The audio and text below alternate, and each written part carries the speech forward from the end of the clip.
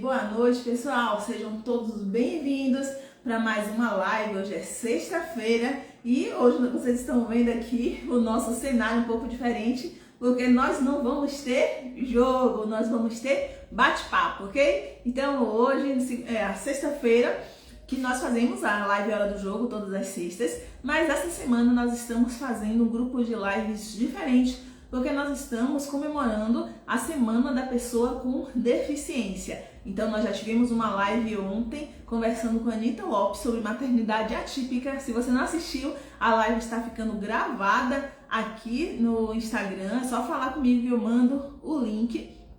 E hoje eu vou estar conversando aqui com o Rafa, que está aqui conosco. Olá pessoal, Rafa.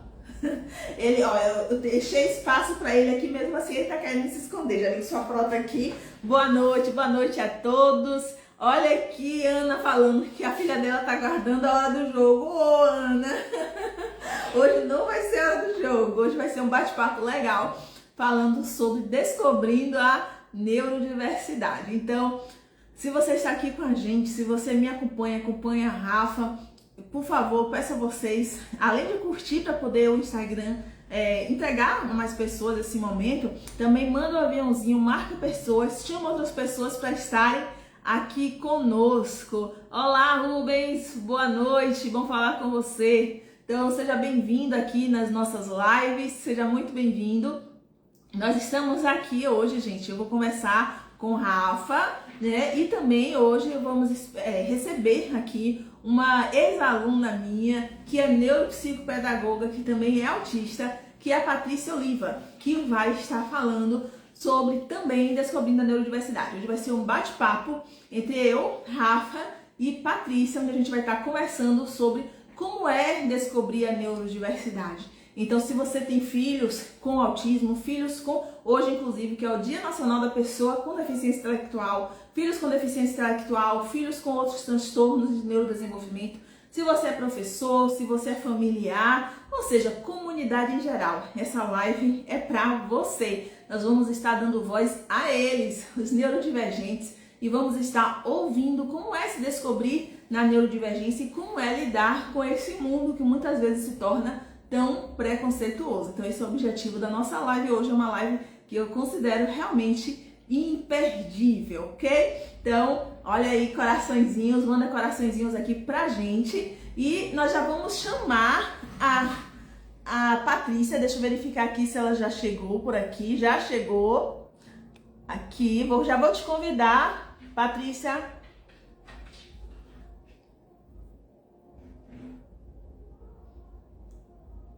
Vai ser aqui na live, apesar dele estar se escondendo, né?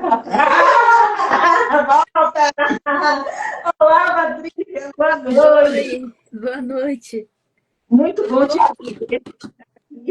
Já viu como está a nossa mesa? Ah, que legal. Cheio de luna.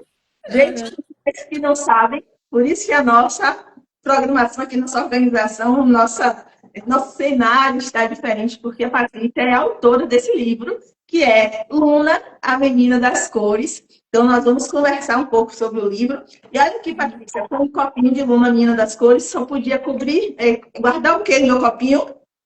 Caneta, Também hoje sobre o seu livro, sobre o seu material. É um prazer enorme ter você aqui conosco nessa live. Patrícia foi minha aluna quando ela era criança. Não faço as contas, muitos anos. O pessoal fica, acho que só fica fazendo as contas. E ele fala que tem não sei quantos anos de prática psicopedagógica, não sei quantos anos de escola. E como professora, tudo adultos alunos dela, o pessoal deve ficar fazendo conta. Quantos anos Liliane tem? Mas eu não escondo minha idade para ninguém, não. Então, na verdade, Acho que foi por volta da quinta série. foi? Acho que foi isso mesmo.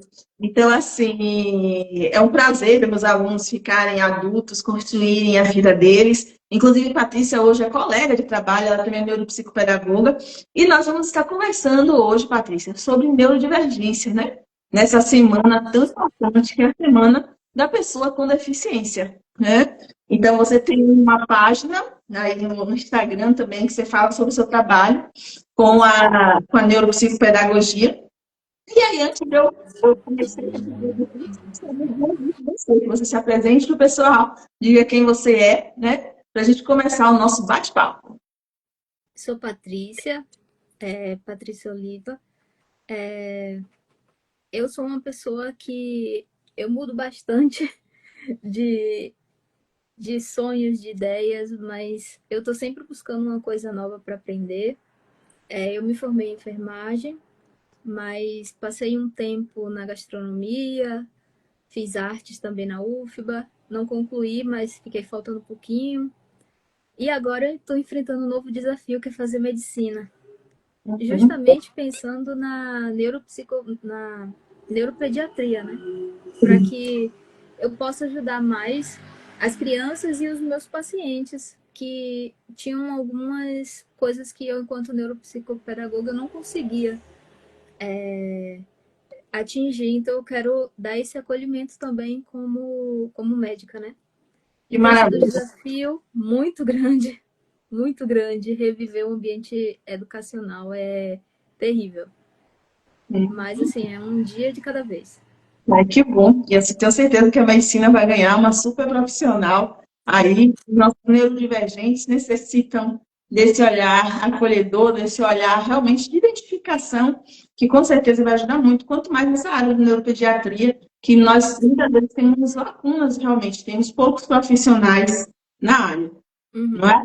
E isso. aí, então, Patrícia, a gente vai conversar hoje um pouquinho sobre o nosso tema, é descobrindo a neurodivergência, né? Então, você falou sobre essa questão sua profissional, mas sobre a sua neurodivergência, como foi o processo diagnóstico? Você poderia falar um pouco sobre isso?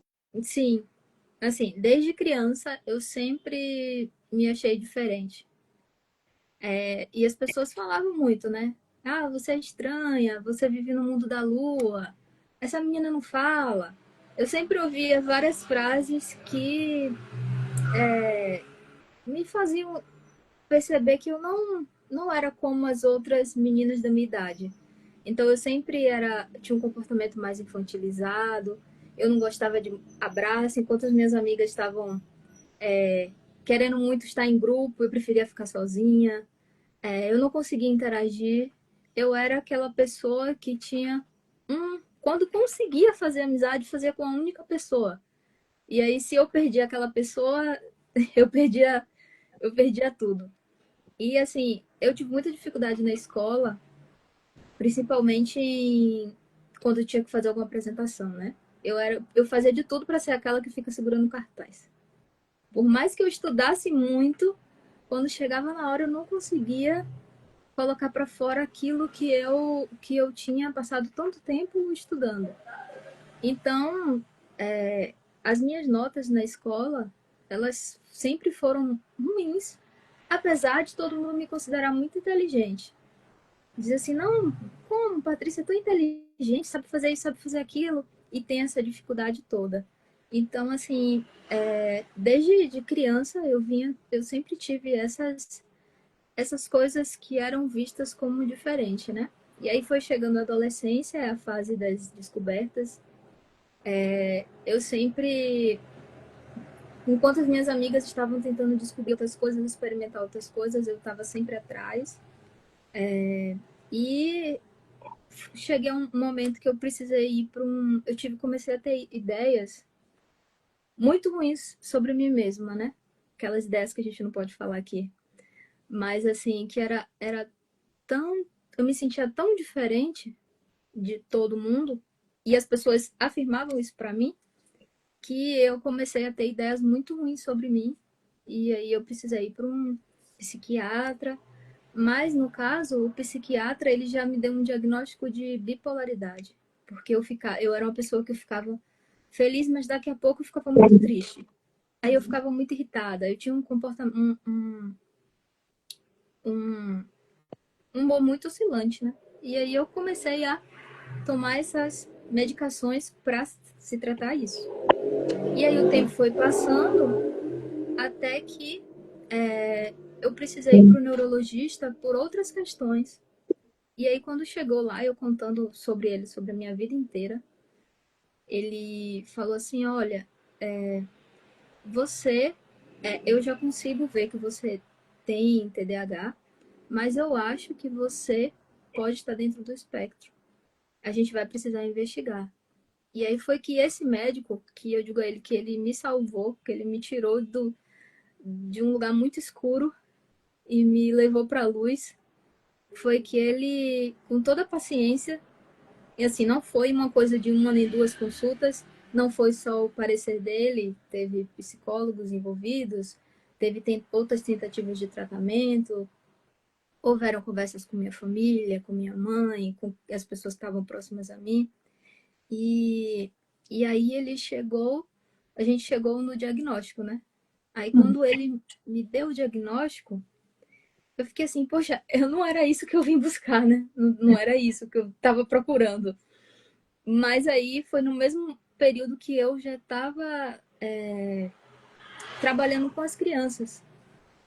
E aí eu pude ver também que os relatos que as mães traziam eram muitas das coisas que eu tinha vivido, né, anteriormente.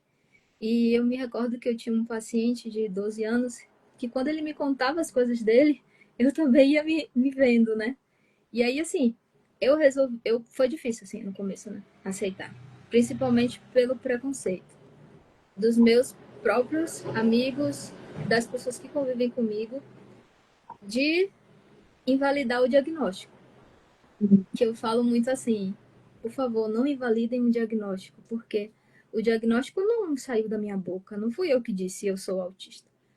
O diagnóstico ele é formado por vários profissionais que passaram um tempo analisando aquilo ali, mas eu ouço muito aquela frase: ah, mas você nem tem cara de autista? Você é tão inteligente, por que você é autista? Você ficou mais autista agora que você sabe que você é autista.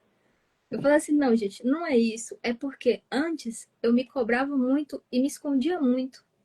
A questão do Por mascaramento. exemplo, isso. Mascaramento. Eu adoro brinquedos, mas é uma coisa que eu sempre escondi. Aí agora eu digo, não, eu preciso ser assim. Eu gosto de brinquedos, então eu tenho brinquedos. Eu antes me vestia de uma forma que era a forma que eu percebia que as pessoas da minha idade se vestiam, mas na verdade eu sempre gostei de camisa de desenho animado. Hoje em dia eu me permito usar, porque eu tô confortável, eu nunca gostei de roupa apertada, nem roupa com brilhozinho. Minha mãe fala que quando eu era pequena eu tirava tudo que colocava em mim. Então, não é que hoje eu sou mais autista, é que não é que agora eu sou, acho que é isso que eu quis dizer. É que hoje eu me aceito, me entendo. E, assim, eu comprei mesmo uma briga para defender todas as pessoas que tiverem no espectro, aquelas que não conseguem falar, né? Na Eu, verdade, assim, o diagnóstico te fez empoderar de quem você é de verdade, seria isso? sim, sim. Assim, eu sempre vivi tentando me encaixar no que eu via das outras pessoas. Por exemplo, se as minhas amigas estavam gostando de um certo cantor, aí eu ia também. As pessoas estão agora assistindo. Assim, não é nem só isso, comportamentos mesmo. Eu observava as pessoas e tentava ser como elas. Só que na verdade eu não sou assim. Eu sou uma pessoa que eu sou bem com a minha solidão, eu prefiro ficar sozinha, eu não sou muito afetuosa, eu sou uma pessoa parceira. Mas eu não sou aquela amiga que fica ligando toda hora. Como é que você tá? Na verdade, o seu afeto dado, mas de uma forma diferente do que as pessoas Isso. podem esperá-lo, né? O que é É, convencional.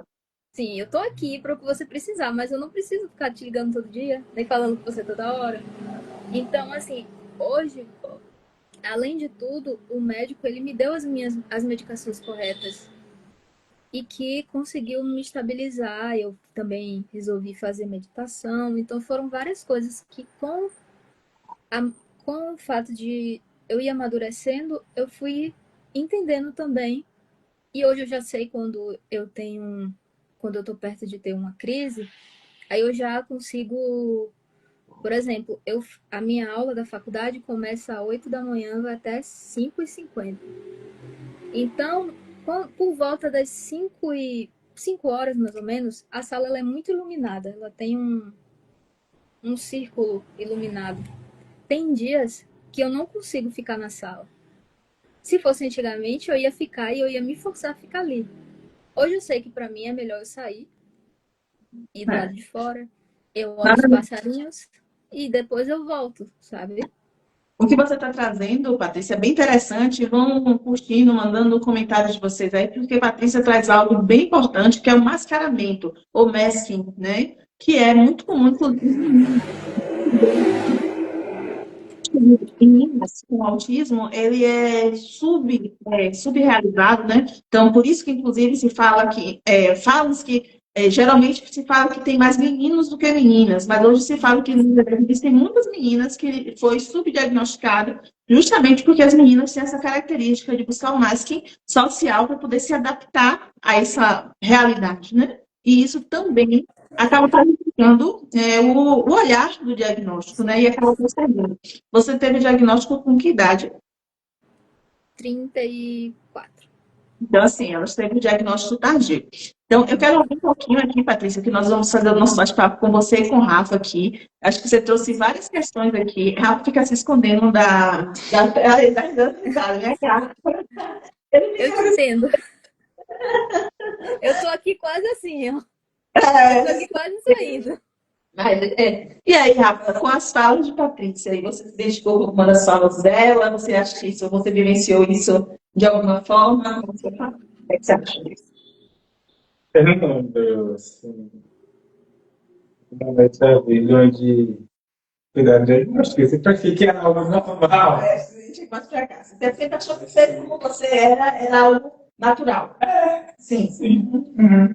Apesar que eu gostaria de, né, trazer essa colaboração aqui, porque, assim, Rafael, na verdade, Rafael já nasceu e cresceu no ambiente com pessoas com transtorno do espectro do autismo, né? Porque eu sempre trabalhei com autismo, assim, ele pequenininho, ele ia se divertir na AMA, né? Que eu trabalhava lá na AMA, então ele sempre cresceu nesse ambiente. Só que, assim, eu lembro que quando você chegou na adolescência, você começou a achar que você era diferente. Você acaba percebendo que você é diferente das pessoas. Você achava que você era diferente em quê?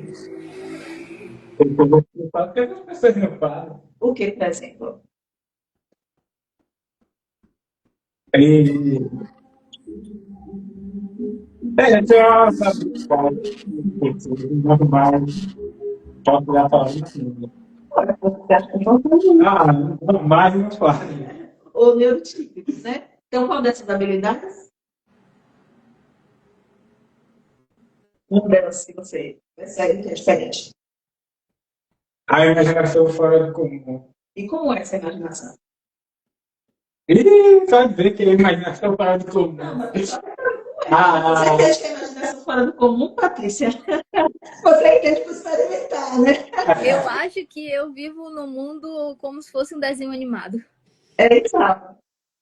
O mundo não sou animado, É mais ou menos isso. né? Ele me fala, né? E aí você vai dizer se é isso ou não. Ele me fala que ele sempre pensou em imagens, né? Então, ele não é aquela fase que a gente para de pensar em imagens e pensa mais em palavras. Ele diz que até hoje ele consegue entrar naquela imaginação e viver como se estivesse dentro do, né? Tem uma outra questão também que, se me permite falar, porque, né, todos falam da imaginação, assim, porque a Rafa traz uma questão aí que muitas vezes, Patrícia, as pessoas pensam no diagnóstico com o que falta, tá? Então, falta, por isso que, inclusive, essa coisa da cara de autista, né? Por que cara de autista? Porque muitas pessoas olham para o autismo dentro do que falta, avaliando o déficit ou alteração como algo que falta.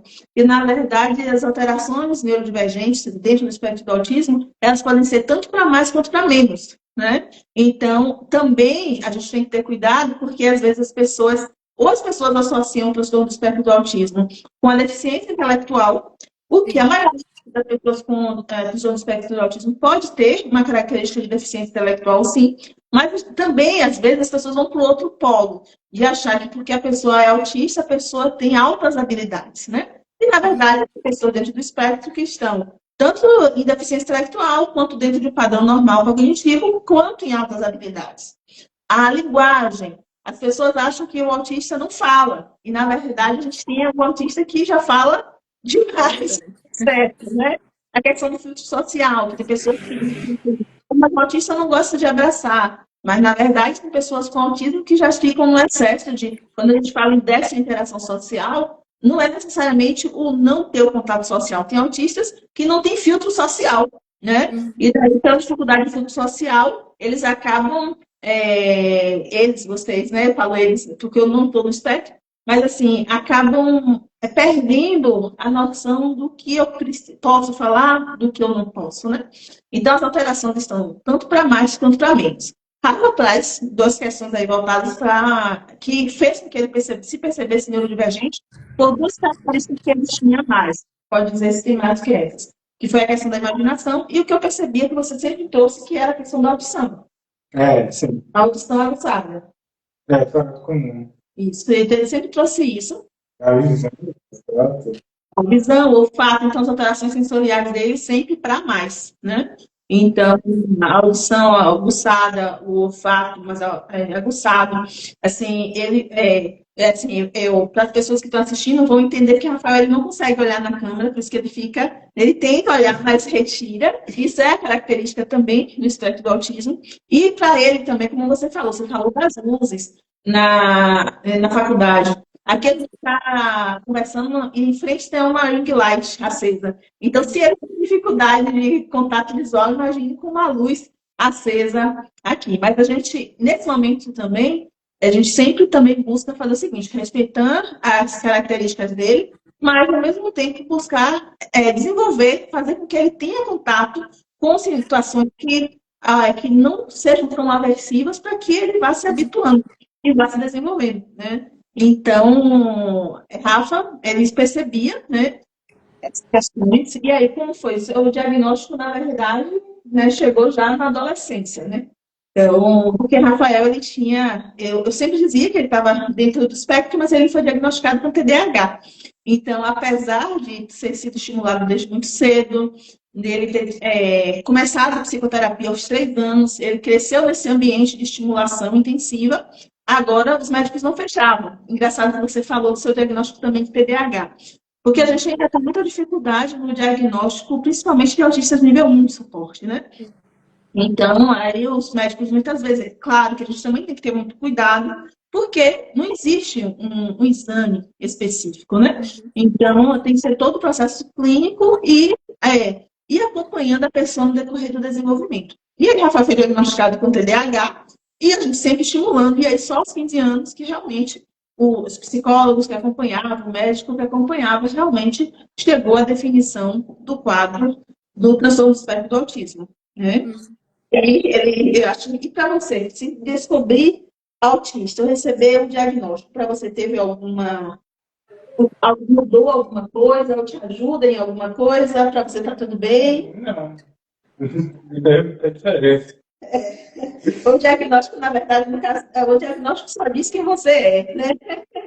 Então, mas aí, Patrícia, e quais são? Aí você já falou muito na sua fala várias questões aí, mas desafios. Você falou muito dos desafios, né? Inclusive o desafio do processo diagnóstico, né? Mas quais foram os principais desafios que você vivenciou nessa sua jornada? Tanto antes do diagnóstico, que você trouxe vários deles aqui, como depois do diagnóstico. Ou hoje em dia, quais são os desafios também que você enfrenta hoje? Os meus desafios da infância realmente era entender quem eu era, por que eu pensava diferente, por que eu agia diferente. Você trouxe essa questão da sensibilidade, eu também tenho muito, eu sempre fico perguntando, mas tá chovendo? Sempre fico assim, como se tivesse, eu ouvisse algum barulho, som muito alto me incomoda, mas às vezes também hoje eu consigo me policiar para usar o fone, porque eu preciso também usar. Então, esses desafios eles foram mudando com o decorrer das fases da vida, né? Na infância eu era muito protegida pela minha mãe, então esses desafios se tornavam menores, mas eu lembro que eu era aquela que a gente chama a criança café com leite, que não pode, quando vai brincar, ela estando ou ela não estando, não faz diferença. Não sei se você já ouviu esse termo, eu vi esse termo antigamente. Por exemplo, vai brincar de pega-pega. Patrícia é café com leite. Então, ela ali dentro, tanto faz. É, Porque eu olha, não tinha essa aham, coordenação para brincar. Às vezes que a minha mãe permitia que eu brincasse assim na rua, eu não tinha essa coordenação. Então, eu sempre era aquela que estava ali só para compor o grupo. uhum. Porque eu não tinha muito esse convívio social. E aí, Patrícia, eu vou pedir a você licença para fazer um comentário que eu acho muito importante nessa sua fala aí, que é o seguinte: infelizmente, a gente tem quadros que a gente consegue um diagnóstico mais rápido quando a criança incomoda, né? Sim, Quando incomoda, por quê? Porque geralmente a criança é hiperativa, uma criança que está com dificuldade de regulação, uma criança que incomoda a dinâmica da sala de aula, né? E aquela criança que é a criança que é a criança quieta, é a criança que fica no seu canto, é a criança, como você trouxe o termo café com leite, tipo assim, não parece que está ali, muitas vezes a gente não tem o olhar para essa criança, para essa pessoa, né? E como um profissional, uma das coisas que mais me incomoda, assim, na maioria dos casos que vêm para consultório, na maioria das vezes é a criança hiperativa. Mas algo que me deixa extremamente angustiada é quando eu recebo uma criança apática, que é aquela criança que não brinca, que é aquela criança que fica no canto dela, que só faz aquilo que é mandado e se não mandar, ele não faz.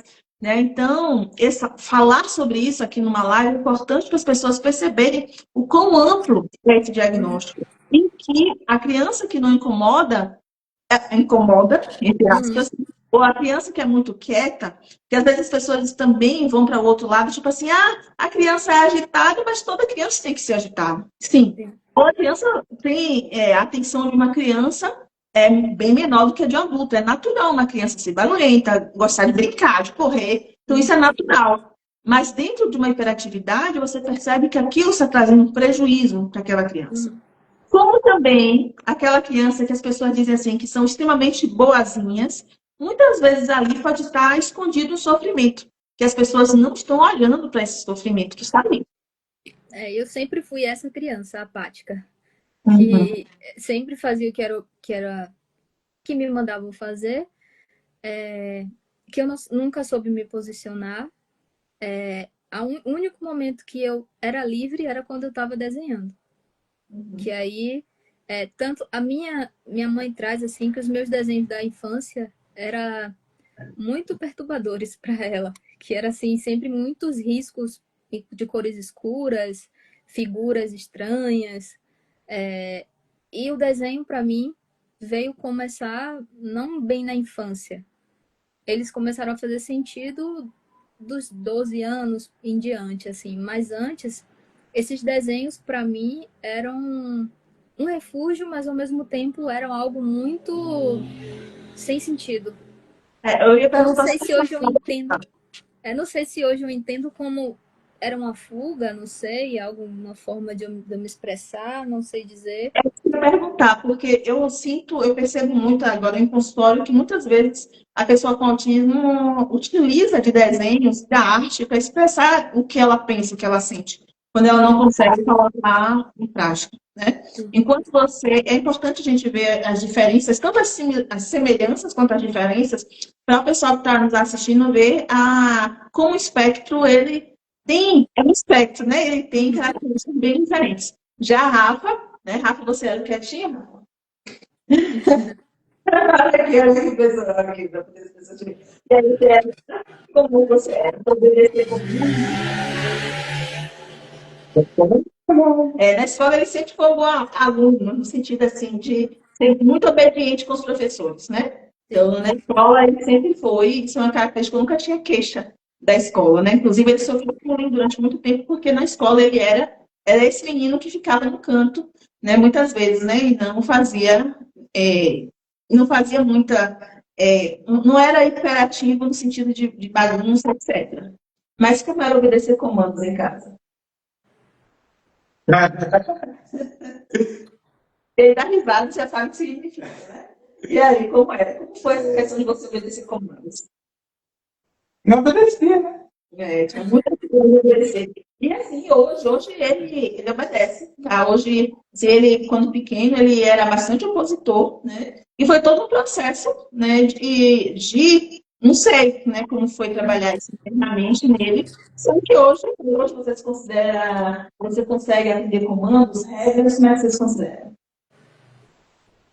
Então, foi. Né? Eu, como mãe, posso dizer, sabe, você percebe? Como é hoje você. Parece que. Passou de mim, que mudo, que não muda. Mas sim, mudou muito hoje.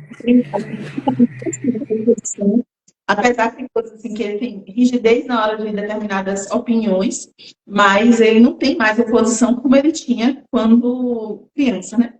E quando criança ele era bastante opositor, né? Uhum. Então a gente vai vendo as diferenças, né? As semelhanças e Sim. também as diferenças e como essas semelhanças e diferenças trazem, tanto para mais quanto para menos, trazem algum prejuízo no desenvolvimento, né? Uhum. Então, boa noite, a Vicky entrou aqui, deu boa noite para a gente, né? Mas falando sobre o desenho, né? Que você falou que você utilizava o desenho muitas vezes até de uma forma de se expressar.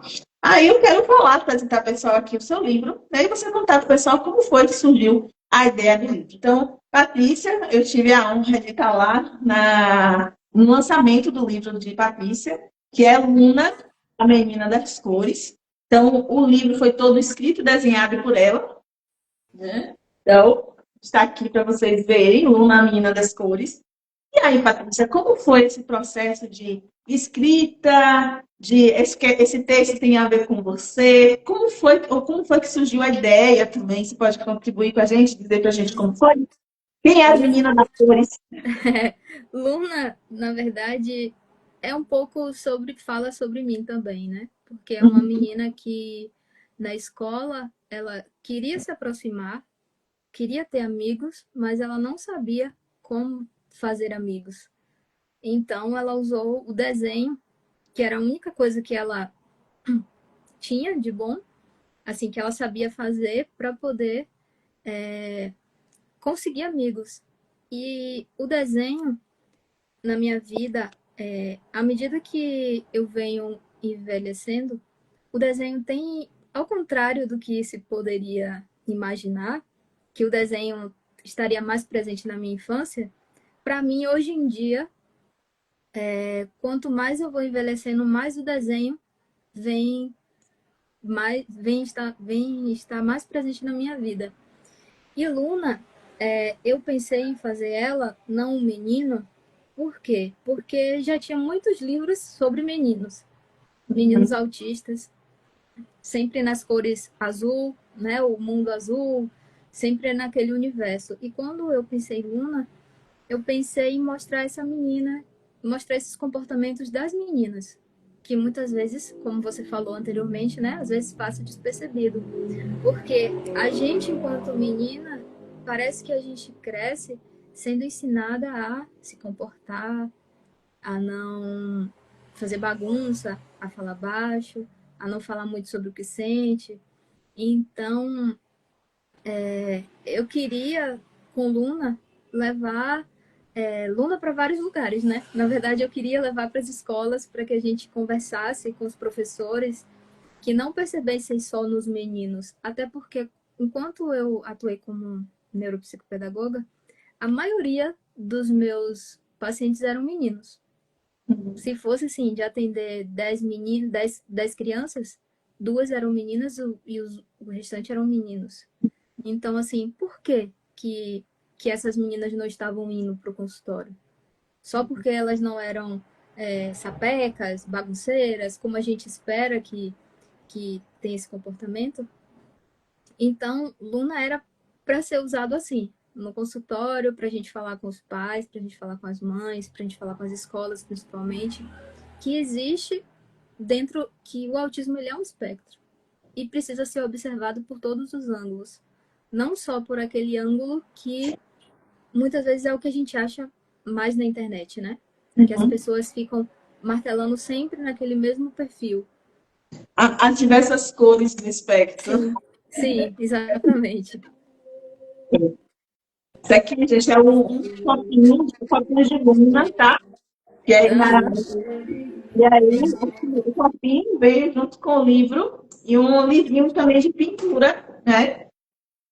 E aí, então, quando eu cheguei com o copinho da aluna, aí eu disse, esse copinho tem que comportar lápis coloridos, né? Aham. Porque eu queria ver da aluna a menina das cores.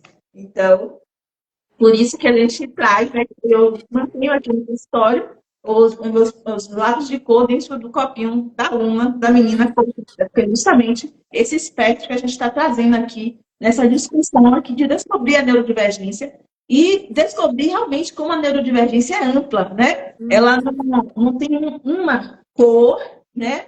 Não tem uhum, uma cor, não tem um gênero, não tem uma classe social, não tem uma raça, né? Não uhum. tem a neurodivergência, ela está aí, ela faz parte do ser humano, né? E por isso que nós trabalhamos e temos que, por exemplo, a gente está trabalhando a Semana da Pessoa com Deficiência, justamente para trabalhar que essa neurodiversidade existe e ela precisa ser acolhida e orientada e incluída na sociedade como algo que pertence ao ser social e dar voz, dar empoderamento, dar lugar de fala, lugar de presença para tantas pessoas que são neurodivergentes. E muitas vezes, durante muito tempo, infelizmente hoje, em pleno, né, século XXI, 2025, a gente ainda tem pessoas que escondem o diagnóstico, ou famílias que lidam tão mal com a possibilidade de diagnóstico que não busca diagnóstico, ou até esconde seus filhos com vergonha de mostrar uma neurodivergência, sendo que a neurodivergência faz parte da constituição de ser humano. Boa noite, Vanessa. Vanessa vai estar com a gente aqui. Vanessa acabou de entrar. Ela é a coordenadora da sala de AE do Colégio Augusta Messias Guimarães. Tem Rafael também atendido. Rafael estuda lá na Augusta e é atendido lá no AE. Vai estar conosco aqui. Vanessa vai estar na live aqui na terça-feira, conversando com a gente sobre a importância do AE na educação inclusiva. Então, seja muito bem-vinda, Vanessa. Então, pronto, eu só parei para falar isso, mas pode continuar falando sobre, né, a questão de Luna, né, como foi que ela surgiu. E aí, quando foi que você pensou em transformar? Você já tinha um personagem, né, a Luna nasceu na sua mente, na sua criação. Antes de ser um livro, já nasceu pensando em ser uma história de livro. Ela já nasceu pensando em ser uma história. É Sim. como várias coisas que eu disse que eu fico fazendo. Um belo dia eu disse, eu vou escrever um livro. Uhum. Aí eu fiz assim, eu vou fazer um livro infantil que eu queria fazer. E aí eu sentei na frente do tablet e aí comecei a fazer história. Assim, fiz a história muito rápida porque foi um reflexo. Um reflexo. E aí, um reflexo sobre mim. E aí foi fácil de escrever. E aí, depois disso, eu peguei essa história e comecei a ilustrar. Fui pensando nas crianças que eu atendo, na faixa etária, atendia na época, né? Na faixa etária e criei o livro. Aí teve a questão. Fiz o livro, mas pensei, o que eu vou fazer com esse livro? Como é que eu vou publicar um livro? Eu não sabia para onde ir, para onde publicar. E aí eu guardei. Fiz o protótipo, guardei. Mas aí um dia eu mostrei para algumas pessoas. Mostrei para a professora Lídia, que a mãe de Gui. Ela super me apoiou, disse: "Não, você tem que publicar isso, tal". E aí eu fui colocando em várias editoras. Até que não lembro, não me recordo como, o livro caiu na editora desse livro, a editora Oxente, que é uma editora independente aqui da Bahia. E que foi muito importante também para mim, porque eu recebi uma proposta de uma editora grande e que poderia projetar esse livro para um lugar muito maior. Só que o dono dessa editora, ele tem um filho autista. E que ele disse que quando leu a história, e quando ele soube quem eu era, que a gente conversou muito, ele se sentiu muito feliz porque tinha pouco tempo que ele tinha tido o diagnóstico do filho e ele estava muito preocupado se o filho dele ia conseguir chegar na vida adulta tendo uma formação, tendo alguma coisa, porque a própria escola estava, não sei se o termo é esse, colocando muitos empecilhos na educação dele, como se ele não fosse uma criança capaz de evoluir. Então, eu fiquei muito entre o livro ganhar dinheiro ou o livro ter propósito. E aí foi quando eu decidi para ficar com ele, porque ele também se sentiu muito feliz de participar da construção de um livro que falava sobre autismo, sobre o filho dele, né? A gente conversou muito, eu conversei com o filho dele. O filho dele, quando me conheceu, disse que quer ser desenhista. Então, assim, foi uma troca, não foi só o livro em si, esse caminho, né, de construção. A gente pôde ter trocas, eu tive essa troca muito... Rafael também, o filho dele, tem 11 anos, e eles estavam assim, os pais, nesse momento, até eu conversar com eles, né, estavam muito sem saber o que fazer. E aí, a partir do que a gente foi conversando, que eles foram aceitando, entendendo, e aí se começou também a ele defender a causa. Tipo assim, ele virou um defensor, sabe? Tanto que eu já ilustrei outros livros para ele com esse tema, porque ele ficou assim encantado com as possibilidades da gente levar a informação através do livro. Sim, e justamente muitas vezes aqui eu passo determinadas fases, principalmente assim, crianças que têm diagnósticos pequenos e eles vão crescendo e chega na fase dos pais falarem para a criança o diagnóstico, né? Então, tem crianças que já desde muito pequeno, assim, dentro do espectro, é importante que as pessoas saibam, tem pessoas que não conseguem se perceber essa diferença em si. Tem crianças que percebem a diferença, mas não conseguem perceber o total dessa diferença, se entender. E tem pessoas que já desde muito cedo já se sentem diferente, e tem pessoas que vão descobrindo essa diferença no decorrer. Então, isso também muda, né? E aí tem crianças que pequenas já recebem o diagnóstico, mas chega um momento que quando eles vão entrando ali, geralmente no início da adolescência, aí começam a se perceber diferente, e aí os pais têm essa angústia de como eu vou contar, ou como eu vou falar para o meu filho que ele é autista, como é que ele vai reagir, até por conta dos preconceitos, muitas vezes o nome autismo vem carregado de estereótipos muito pesados, muitas vezes até negativos, e aí os pais se preocupam, né, em como chegar para essa pessoa e essa criança, né, esse pré-adolescente, e falar sobre o diagnóstico. A primeira coisa que eu falo aí, já como uma mãe atípica, que foi o que eu busquei fazer com o Rafael desde sempre, é trabalhar o diagnóstico como algo que é natural do ser humano, né? Então, para ele, desde a Constituição, como ele já cresceu no ambiente, né, vendo eu trabalhar com pessoas neurodivergentes, sempre trabalhando como algo que seria natural do perfil humano. Mas, como a gente não sabe que nem sempre a realidade é essa, então ter um livro ilustrado, com uma linguagem acessível para crianças, que possa orientar os pais nesses momentos a isso. Busque esses livros infantis que já trazem a mensagem que a própria pessoa, ao ler, vai começar a se identificar e perceber, né, realmente, isso aqui parece comigo, não sou apenas eu, tem outras pessoas que são assim também. Eu faço parte dessa comunidade, eu faço parte de uma comunidade neurodivergente e começar a se empoderar de que eles são, para não negar o diagnóstico. As pessoas dizem assim, mas é um rótulo, você botou um rótulo. Não é rótulo. Você falou até, apesar de quando descobriu, né, não imaginar que era, pelo que eu entendi, você não imaginava que poderia ser o transtorno do espectro do autismo, mas ao mesmo tempo você falou que o diagnóstico te trouxe luz, porque fez com que você compreendesse quem você era, né? E percebesse que existem outras pessoas que são iguais a você, que você não assim, um ser isolado, né? Que faz com que a pessoa possa se sentir mal, porque parece que só ela que tem essa característica, né? Mas faz parte de um grupo, né? E eu acho que talvez por causa da luz, né, que esse diagnóstico te trouxe, é por isso que o nome do livro, a personagem é Luna? Sim, sim. Luna, na verdade, era também pela questão do mundo da Lua, né? Que eu achava que eu vivia no mundo da Lua. Sim. Então, Luna vinha aí da Lua, do estar em um universo paralelo, que era o universo que eu sempre criei na minha cabeça para que eu vivesse melhor. Então, assim, enquanto eu via que eu era diferente, eu tentava, dentro da minha cabeça, transformar isso em algo bom. Mas é lógico que é um conflito interno, né? um conflito muito interno, que eu vivo hoje em dia também ainda. Mesmo já que eu tenho 37 anos, vou fazer 38, mas hoje eu ainda vivo e eu tenho sentido que agora ainda mais, assim. Porque antes, as pessoas que passaram pela minha vida, elas não davam nome para o que eu, para quem eu sinto, para quem eu sou. Antes eu era esquisita, era estranha, calada, isolada.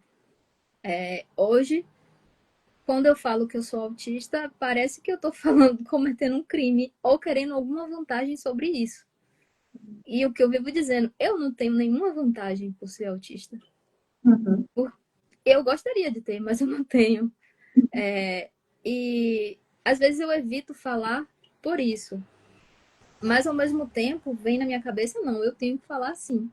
Porque é quem eu sou. E eu quero poder representar as pessoas autistas, assim, onde eu estiver. Na minha faculdade eu tenho tentado fazer isso. Porque até onde me falaram, eu sou a primeira aluna autista do curso de medicina dessa instituição.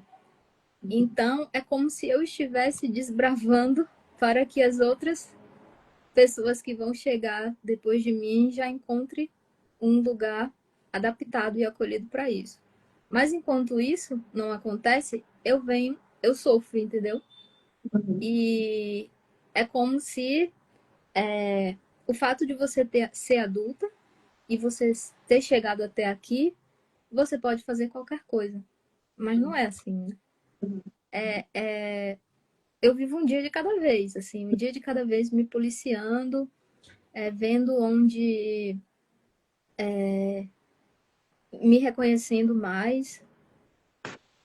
E a minha vida é assim, é um reconhecimento. Eu acho que por eu, por eu passar também muito tempo sozinha, eu acabo me conhecendo mais e refletindo mais sobre mim, a ponto de me manter segura. A sua fala, Patrícia, me faz pensar também algo que a gente ouve muito, né? As pessoas falando, senso comum falando, pessoas que não convivem dentro, né, da dinâmica do que é o transtorno do espectro do autismo, porque uma das características do espectro é justamente, de alguma forma, isso trazer algum prejuízo, né? Mesmo que você tenha habilidades para mais ou para menos, algum prejuízo, algum sofrimento traz, né? E aí você traz isso hoje em dia. Quais seriam, assim, você poderia dizer quais seriam as maiores dificuldades ou prejuízos ou dificuldades realmente que você tem, você percebe que o transtorno do espectro do autismo te traz, porque assim, quando a gente fala que a pessoa é menos autista, ou que não há sofrimento, porque ela é autista nível 1 de suporte.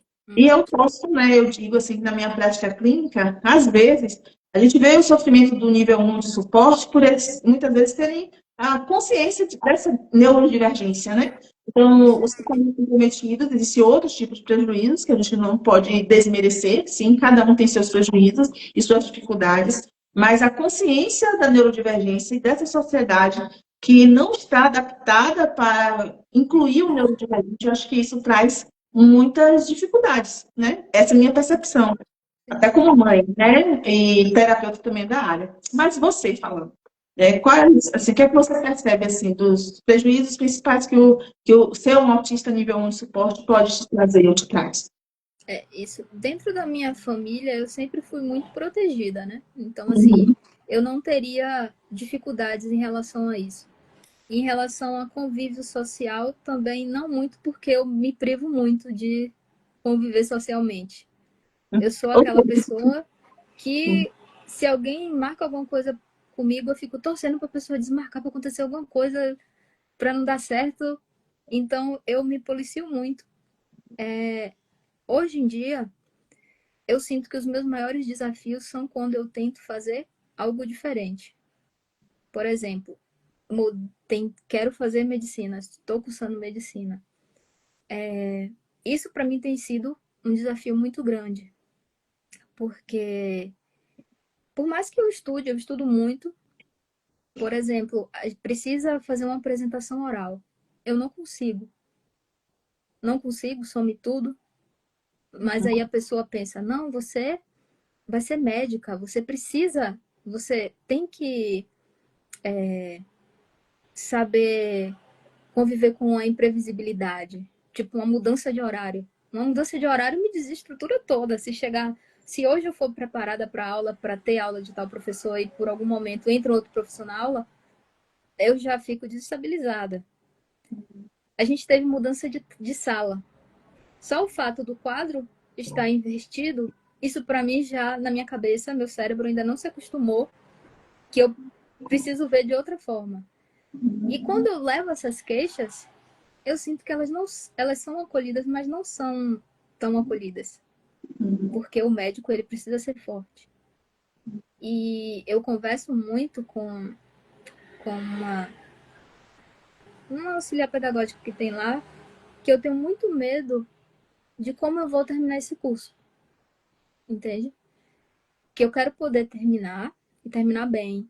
Mas eu não sei, eu tenho muito medo de que aconteça alguma coisa no meio do caminho ruim comigo, por eu não conseguir atender as expectativas do que as pessoas acham que tem que ser. E quando eu falo assim, quando eu falo da adaptação, né? Uma adaptação curricular, por exemplo. Eu vivo dizendo, uma adaptação curricular não é facilitar para o aluno, não é fazer uma prova mais fácil, não é você, através daquilo que o aluno, da potencialidade dele, você oferecer a ferramenta para que ele consiga atingir aquele mesmo objetivo e ele se encoraje ainda mais, não é isso? E que às vezes é tão difícil as pessoas entenderem isso, de que por eu ser... Eu acho que eu li algo sobre isso, que o termo autista funcional está em desuso. Não sei se está correto. Eu não vi nada sobre isso, mas na verdade, assim, eu particularmente, quando vejo o nome autista funcional, eu não gosto, porque dá a intenção de que os outros não são funcionais. E, na verdade, acho que cada um é funcional dentro das suas possibilidades. Né? Quando eu falo funcional, assim, do que as pessoas acham, tipo, você se formou, você cresceu, você conseguiu ter um relacionamento, mas ninguém sabe como é que é esse relacionamento e ninguém sabe como aconteceram os outros relacionamentos antes desse. Então a pessoa olha para mim e diz: você é funcional. Por que que você precisa de uma adaptação? Então os meus desafios têm sido isso: buscar o que não é um favor, o que é um direito meu e que só vai me tornar uma pessoa melhor. Porque quanto mais eu permaneço naquilo e me frustro, é um sofrimento tão grande que eu já pensei em desistir várias vezes. E nesse pouco tempo, né, em um ano, eu já pensei em desistir várias vezes. Porque eu falo assim, eu queria que as pessoas passassem um tempinho dentro da minha cabeça para ver como é. Minha cabeça é uma loucura. É porque eu não transpareço. Eu tô sempre tentando estar calma. Eu tô sempre podando as minhas palavras, porque eu não quero ser ofensiva com uma pessoa. Eu tô sempre me comportando bem, porque é o que minha mãe me ensinou, o que ela espera de mim. Então, a minha cabeça é muito confusa. E eu vivo isso diariamente. Então, meu desafio é, assim, meu desafio é o novo desafio. Às vezes eu penso assim, eu tava tão bem, eu tava quietinha lá, tava tendo os meus pacientes, eu poderia ter continuado. Mas essa mudança, assim, abrupta, e voltar para o ambiente educacional, ambiente escolar, né, educacional, é um ambiente muito hostil. Um curso de medicina, mais hostil ainda. Que você é cobrado o tempo todo, a todo momento. Imagina você falando isso, como o ambiente educacional é hostil, como o ambiente educacional acadêmico, né? E uma graduação é hostil. E aí a gente deixa essa reflexão aqui. O que nossos pequenos pensam do ambiente educacional quando eles são crianças da primeira infância, educação infantil, ensino fundamental, ensino médio, todo esse processo para chegar à faculdade, né, e pós-faculdade, e como nós, enquanto as pessoas que se colocam agora, me colocando como educadora, né, poderíamos transformar esse ambiente em menos hostil, mais acolhedor, mais neurodiverso, mais respeitoso, fazendo com que as pessoas buscassem, conseguissem expor todas as suas potencialidades. Porque, assim, quando você está de parabéns mesmo, de se autodesafiar, como você falou, você podia estar quietinha no lugar que você estava, mas você busca sempre crescer, busca sempre se desenvolver, mesmo isso trazendo desafios para você. E isso também é uma forma de tratamento em terapia de desenvolvimento, né? Como eu falei para vocês no caso aqui, como eu falei no início da live, para a Rafa é um desafio ele estar na frente das câmeras, para a Rafa é um desafio estar aqui com a luz acesa na frente dele, mas ele está, né? E isso aqui é uma forma dele se desenvolver e dele se abrir para o desenvolvimento. Sim. E você também, né? Então, você se colocar é um desafio que você mesmo se coloca para o seu próprio desenvolvimento. Então, você está de parabéns aí, né? Como também agradeço, parabenizo o Rafa por ter aceito. A gente está fazendo lives todas as sextas-feiras, às 19h30, e ele está aqui, né? Que já tem mais de um mês, né? Deve ter já caminhando, né, Rafa? Uns 2 meses. Quantas lives a gente já fez? Deve ter feito umas 8, né? Então, ele está aqui com a gente toda sexta-feira, né? Isso 10, falou das 10 lives. Então, o quanto que isso tem sido positivo para ele, para mim, para as pessoas que nos assistem, né? E quanto isso, principalmente para ele se desenvolver. Mas nosso tempo está terminando já. Muito legal, muito bom te ouvir toda essa história aí. E aí eu queria agora chegar nos nossos minutos finais mesmo, de com uma síntese aí, você pensar qual seria a mensagem que você deixaria das pessoas que estão nos assistindo aqui sobre esse tema, né? Descobrindo a neurodiversidade, que foi o tema da nossa live de hoje. Eu queria, assim, primeiramente falar para os pais, né? Que o diagnóstico, ele não é uma sentença, ele é uma luz. Eu falo isso por mim. Por mais que seja desafiador no início, né? Tem as medicações, os autistas que precisam de medicações, tem aquelas medicações que têm seus efeitos colaterais e que às vezes os pais não querem dar. E eu digo assim, que os pais, que vocês confiem nos médicos, confiem nos terapeutas, porque eles são fundamentais, né, nesse processo. E que deixem seu filho sonhar, deixem seu filho crescer, ensine a ele que o mundo também é dele e que ele precisa buscar por isso, que ele é capaz. Aos professores, eu queria dizer, por favor, incluam seus alunos, mesmo que uma diretriz da escola diga que não seja inclusiva, mas faça o seu papel como um professor inclusivo e potencialize esse aluno da sua maneira, porque é muito difícil você não pertencer e ouvir que você não pertence a um lugar. E também aos colegas, não invalidem o diagnóstico de ninguém, porque para um médico, para um terapeuta chegar naquela conclusão, muito chão se correu. Não foi um diagnóstico que foi feito em uma consulta, nem duas, nem três. Não foi um mês, nem dois, nem três. É um processo extenso e que é muito ruim. Eu digo por mim, é muito ruim você encontrar uma pessoa que não acredita que você é apenas por você ser diferente do que eles esperam que você seja. Não sei se deu para entender do estereótipo, né? Você está fora do estereótipo. E então é isso. E que os pais, né, que eles estejam sempre do lado dos seus filhos. Eu tenho 37 anos, eu moro com a minha mãe.